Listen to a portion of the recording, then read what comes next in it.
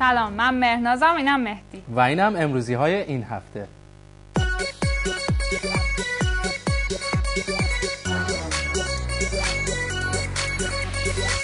امروز در ادامه سری گزارش ها در مورد هویت نگاهی میندازیم به هویت افغان خارج از افغانستان.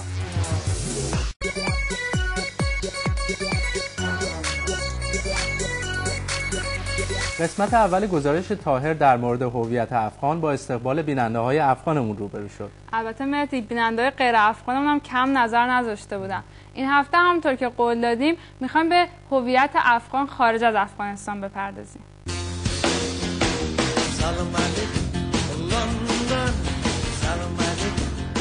زندگی کردن در کشورهای پیشرفته برای مهاجران خالی از پیامدهای منفی و مثبت نیست. پیامدهایی که آنها را با یک فرهنگ تازه آشنا می‌سازد، اما زندگی در میان دو فرهنگ دغدغه‌هایی را هم به همراه دارد. به ویژه در مبحث هویت، حفظ هویت ملی و اثرپذیری از کشور میزبان.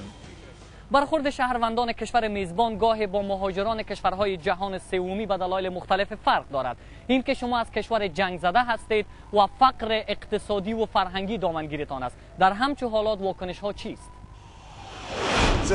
فقط کشور جنگ و فقر. چیزی که از افغانستان به ذهنم میرسه بهترینش فرش و خانومی که روبنده یا برقه بپوشه. حدس میزنم افغانستان یعنی جنگ. اما اثر چنین واکنش ها بر روان افراد چی خواهد بود؟ طبعا که سر روان کودکان اثر منفی داره. شما حتما متوجه شدین که تعداد کثیری از مردم دنیای اول تا خودم میگه افغان هستم یک تکان میخوره. یعنی تعمد نداره اینا که به ما توهین بکنه. طبیعی است. در کشوری که انتحار است، خودکشی است، مواد مخدر عظیمترین تولیداتش است و حتی نمیتونه تشخیص بده و هویت خود مشخصا برای مردم بیان کنه که ما کجایی و چی هستیم و کجا میریم، طبعا اثرات ناگوار داره.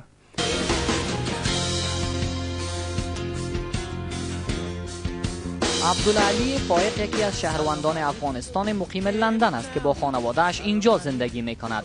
علی دارای تابعیت دوگانه است. از او پرسیدم تجربه‌اش در این مورد چیست؟ طبیعی است که وقتی که شما در کشور میزبان میروی، کشور اول میروی، اونا از احترام عالی برخوردار هستند و شما احساس همگرایی و احساس همفکری و احساس همزیستی میتونی با کشور میزبان داشته باشه. یعنی با سربلندی شما میتونی که من به اصطلاح یک بریتیش هستم و زمانی که من افغان میگم جانب مقابل برش بسیار گران تمام میشه. فکر میکنه که یا من کدام چرس فروش هستم یا انتحارگر هستم یا جنگجو هستم یا جنگ سالار هستم. قیس یکی از افغانان مقیم سوئد است. فاصله از فرهنگ اصلی و موجودیت یک فضایی که فرهنگ ملی این افراد در نتیجه سالهای متمادی جنگ و خشونت به شدت آسیب دیده، آنها بیشتر تحت تاثیر فرهنگ نو در کشور میزبان قرار میگیرند. تاثیراتش مثلا فعلا من اگه افغانستان برم، زندگی که در اینجا مخته شده ما عادت کردیم، نمیتونم در افغانستان این زندگی را پیش ببرم و فعلا حالته که در افغانستان از جنگی که هست بریام نمیتونم که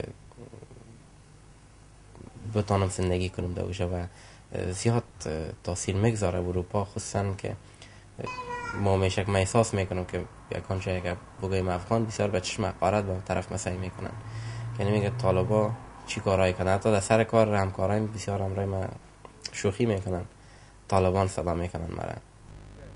طبیعی است که فرزندان مهاجران در یک کشور مثل بریتانیا بزرگ میشوند. دور ماندن از فرهنگ بومی واقعا برای خانواده ها یک نگرانی و یک مسئله است. در همچون حالات راه حل چیست؟ آیا در همچون حالات بر حفظ سنت ها و اجرای فرهنگ تاکید صورت میگیرد؟ من برشون شبانه در کامپیوتر برشون کلیپ های نشون میدم یا وبسایت های رو برشون فارسی، وبسایت های فارسی کنجا است به طفلا یگان برنامه طفلا است. میخوایم که زبان خود اونا نگاه کنن از خاطر که نشه فردا نتونن چی کده صحبت کده به فارسی که بود مادر ما رو چی نکردن. برای بسیار مهم است که اولادایم یا فامیلم هویت افغانی خودم رو نگاه کنن تا وقتی که زندگی هست.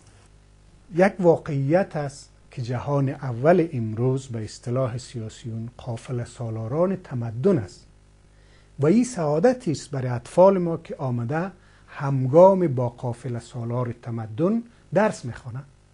نکات مثبت زیاد را میتونیم بگیریم و همچنان سر نکات مثبت سنتی خود جامعه بومی خود میتونیم تکیه کنیم. دوستان گویند سعدی خیمه در گلزار زن، ما گلی را دوست می‌داریم که در گلزار نیست.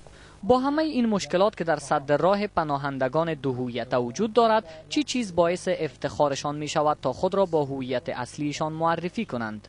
زمانی که من خراسانی میگم یا آریایی میگم یا افغانستانی میگم، ما یک فرهنگ بسیار غنی داشتیم و داریم.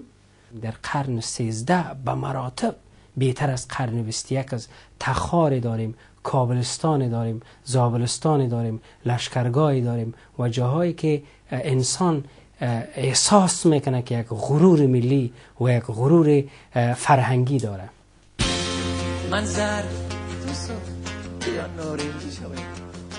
افغانستان در سیر جدید در حرکت است. پیشرفت‌های 8 سال اخیر در این کشور چشمگیر بوده و رابطه آن نیز با جهانیان بیشتر شده است.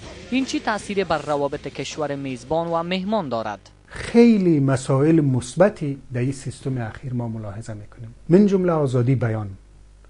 امی که مطبوعات آزاد است، پای خبرنگاران در افغانستان آزاد است و یک حداقل دنیا میفهمه که افغانستان وضعیت واقعیش چه قسم است.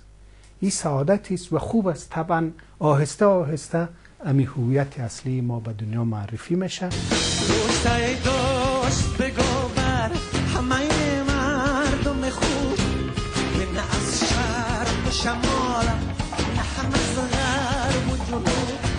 برخی ها هم به این عقیدند حضور کشورهای غربی در افغانستان و دستاوردهای جوانان در زمینه ورزش و پرورش می تواند تصور نوی از مردم افغانستان و هویت آنها ارائه کند.